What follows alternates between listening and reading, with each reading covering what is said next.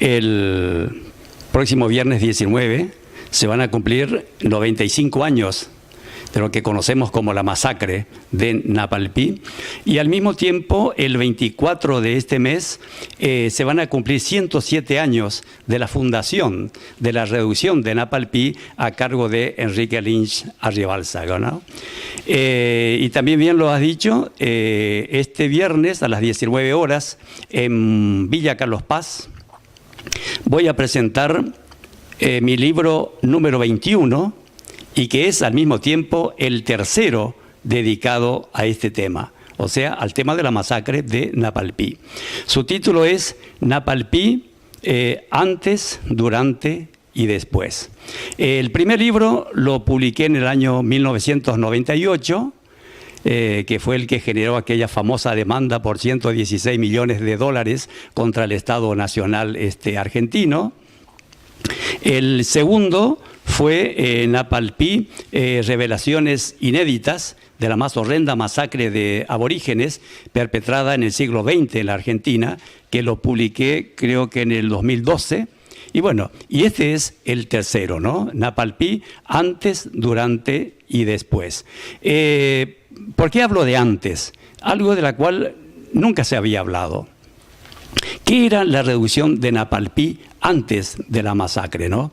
Y en este sentido tengo que agradecerle muchísimo al Archivo General del Ministerio del Interior de la Nación, que a través del Archivo General de la provincia me ha enviado datos realmente inéditos, incunables diría yo, que es el que quiero compartir ahora con mis amigos, ¿no?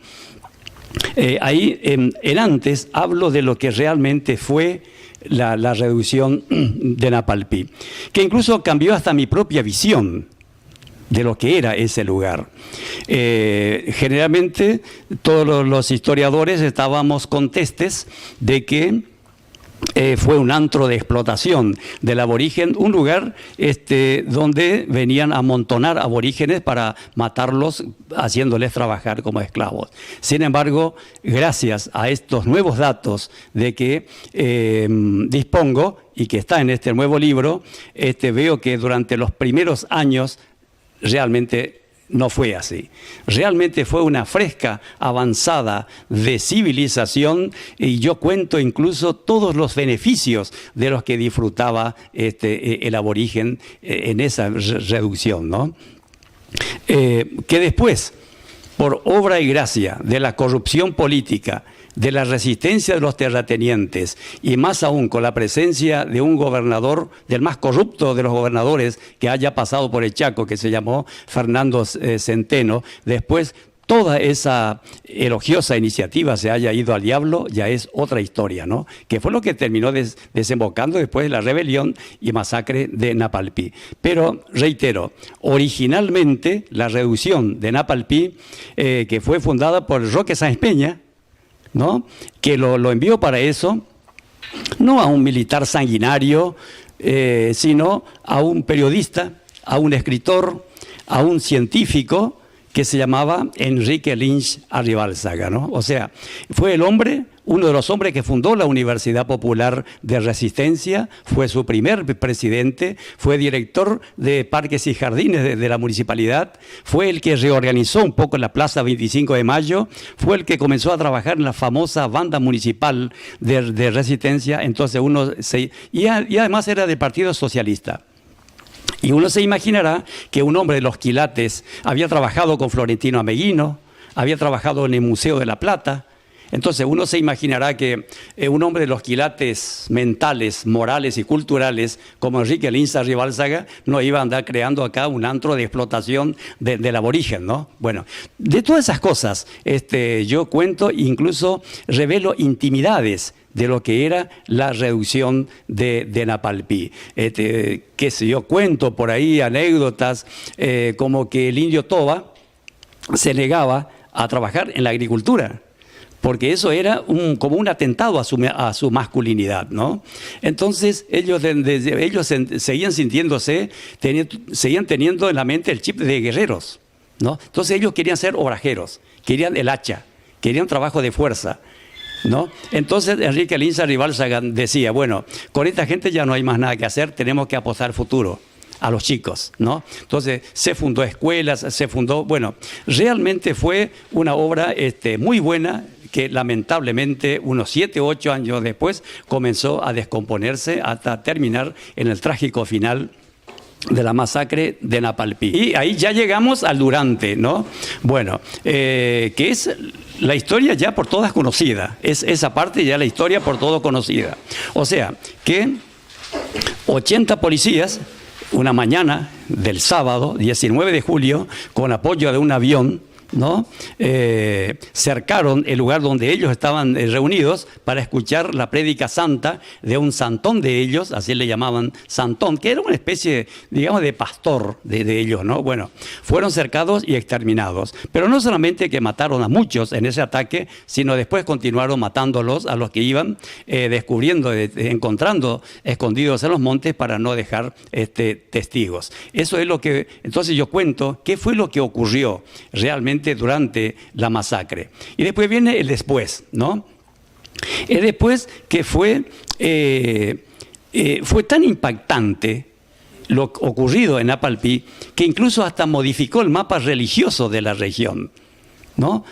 Los aborígenes que a partir de ese momento ya no quisieron saber más nada con la Iglesia Católica, porque lo consideraban a ellos como parte, como aliados de las fuerzas represoras. Y allí comenzaron a aparecer tibiamente lo que hoy serían los evangelistas, ¿no? Bueno, inclusive allí entonces llegaron inclusive los menonitas de los Estados Unidos, ¿no es cierto? El pastor William Rayburn estuvo acá haciendo su prédica, pero al mismo tiempo conmovió profundamente la masacre de Napalpí al gobierno de Marcelo T. de Alvear. Estuvo a punto de costarle puesto al ministro del Interior, Vicente S. Gallo, quien fue objeto de una interpelación parlamentaria que duró nada menos que 6 horas. O sea, el impacto que produjo esa masacre fue realmente tremendo. Pero al mismo tiempo, lo que ocurrió después fue lo siguiente. Aquí se inició una causa, un expediente sobre el tema que hasta hoy figura en el archivo del Poder Judicial y bueno, y que estaba a cargo primeramente de un juez, pero después el doctor Centeno puso a un juez adicto. De eso yo cuento allí, ¿no? Que se llamaba, que era el doctor Cesarego. Bueno, llama a declarar solamente a los policías represores y cierra la causa. Entonces había otro fiscal, un fiscal valiente, siempre hubo fiscales valientes, ¿no? Hay de todo en la viña del Señor, ¿no?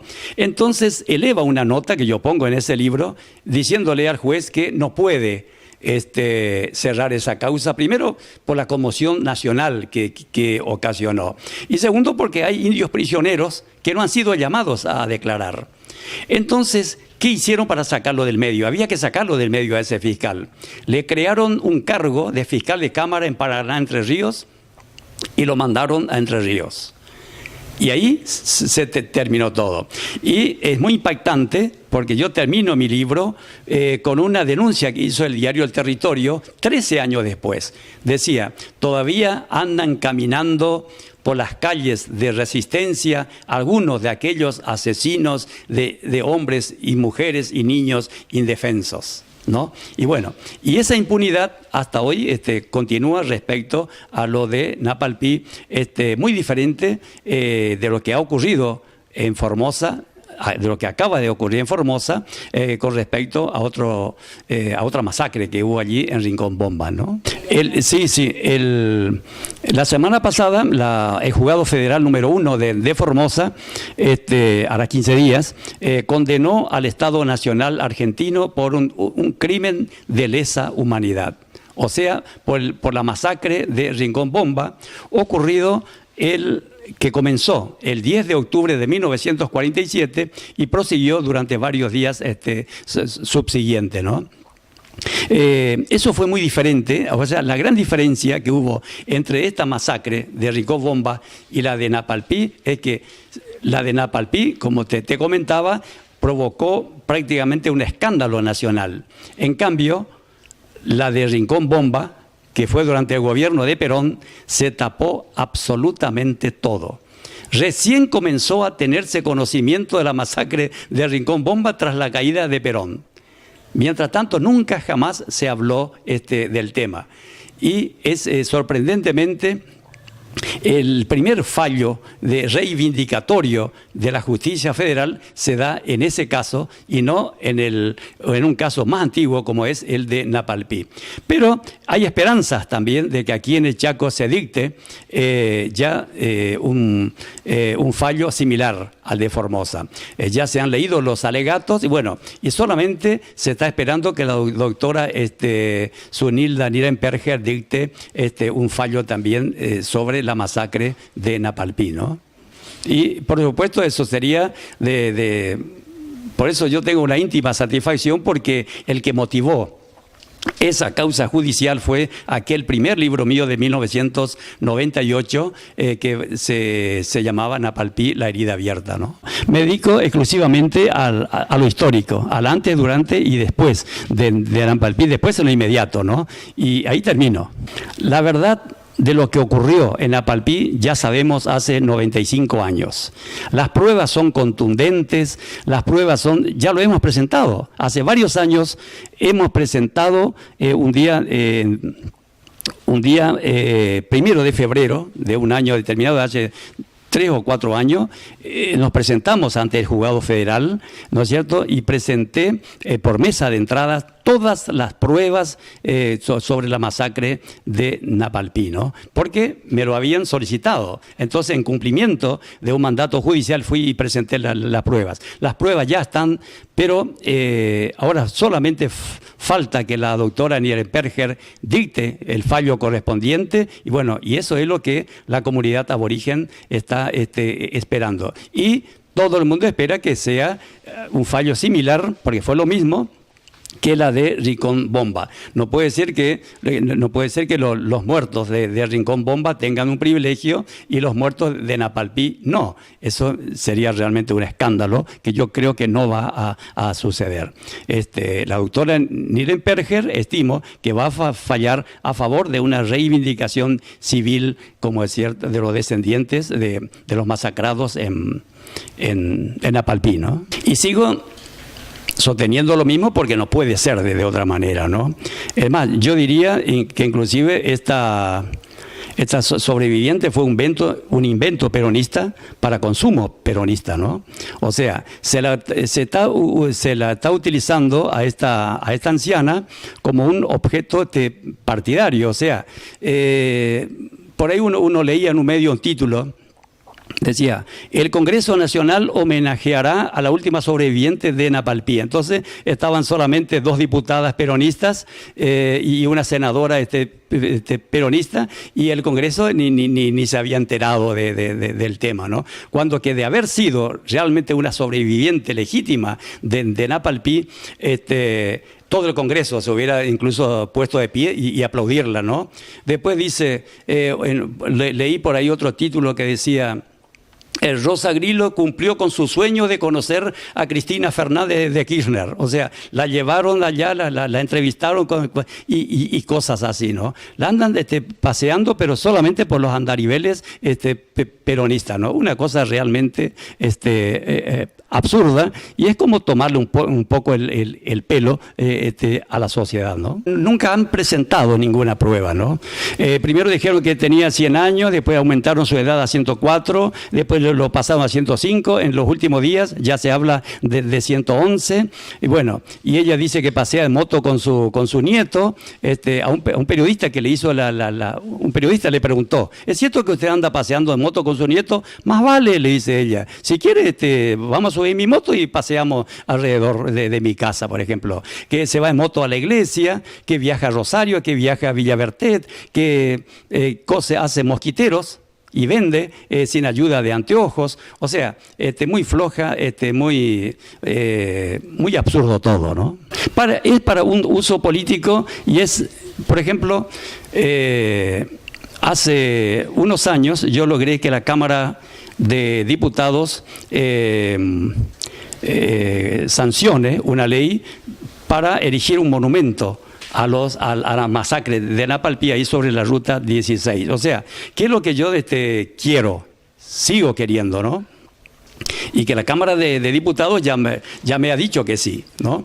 Que se llame a un concurso de escultores del Chaco y se erija un monumento sobre la ruta 16. De la misma manera que hay un monumento a los muertos en Margarita Belén en 1976. Bueno, el gobierno de la provincia hasta hoy hizo oídos sordos a esa ley sancionada por la Cámara de Diputados. Pero ahora me entero que el gobierno de la provincia al mismo tiempo invirtió 2,5 millones de pesos en darle una casa totalmente equipada a esta sobreviviente de fantasía, ¿no? Que para mí está bien, ¿no? Pero en realidad toda la colonia aborigen, porque constitucionalmente todos tenemos derecho a tener una vivienda digna, ¿no? Entonces no estoy reparando en eso, pero que solamente para a esas supuestas sobrevivientes y que no quieran invertir la cuarta parte de ese dinero en un monumento a los masacrados en Napalpí, no lo puedo ni aceptar ni tolerar, ¿no? Creo que esa es una explicación que tendrían que darla, no sé si el gobernador o no sé qué otros representantes del gobierno de la provincia o de las autoridades del Instituto de Cultura, no sé, pero alguien tendría que salir a dar, bueno, esta ley no lo gusta por esto o por aquello, ¿no?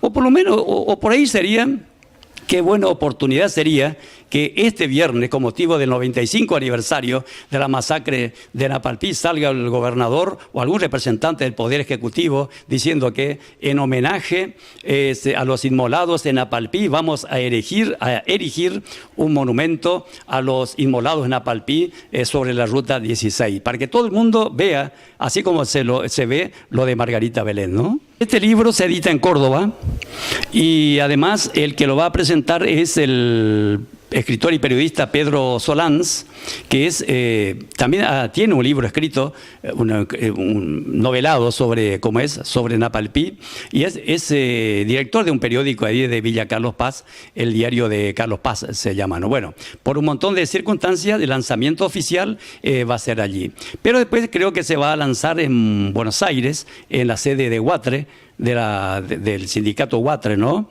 Porque en realidad, de haberse producido estos hechos hoy, los inmolados en Napalpí hubieran sido afiliados a ese sindicato porque eran todos trabajadores rurales, ¿no?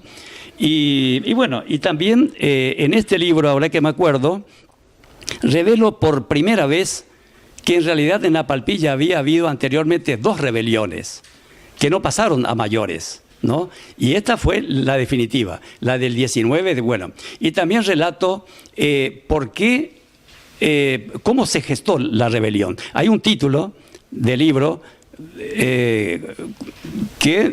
donde digo cómo se gestó, cuento, relato, cómo se gestó la rebelión, ¿no? Y bueno, es un libro, me parece muy interesante y además lo sintetizo en 70 páginas. Hay tragedias que no sirve, o sea, contarlo en un libro voluminoso. A veces con 70 páginas ya es más que suficiente para relatar una horrenda tragedia, también como fue la de Napalpí, ¿no? Es una historia nuestra, una historia bien chaqueña y bueno, y porque sigue siendo una herida abierta, como yo lo propuse en mi primer libro. Es todavía un hecho que enluta a todo el pueblo aborigen chaqueño, ¿no? Y bueno, en su momento fue, inclusive se lo enseñaba en las escuelas, creo que eso dejó de hacerse, que eso también habría que volver a hacerlo. Debería ser materia, no mi libro, sino la historia en sí, ¿no? O sea, porque no hay que olvidarse de Napalpí, porque como decía el que me presentó el libro de 1998, el Tono Bosch, famoso periodista Tono Bosch, olvidarse de Napalpí es incurrir en el delito del olvido, ¿no? Y en eso no podemos entrar, ¿no?